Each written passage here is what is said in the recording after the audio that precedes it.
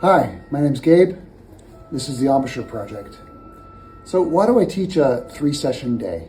Well, in my opinion, a lot of our practice time is wasted, where we're in the room and we're not sure exactly why we're there or what we're doing.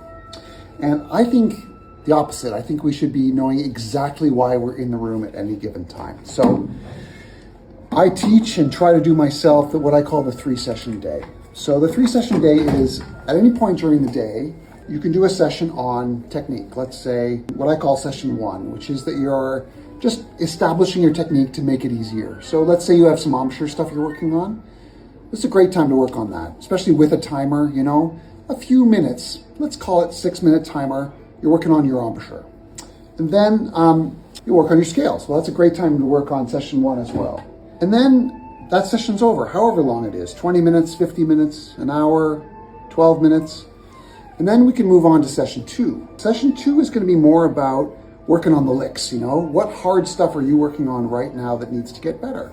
That would be session 2. So working slow to fast, we're just making sure that everything that we have coming up in the next few weeks is ready to go. Well, then what is session 3?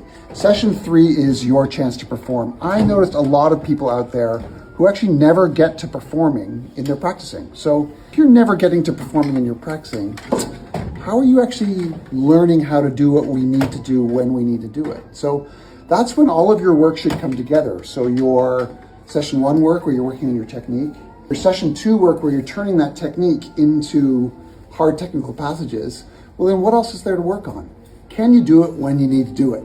So a session every single day where what you are working on is performing. How do you go about doing that? Well, I love to change the lighting.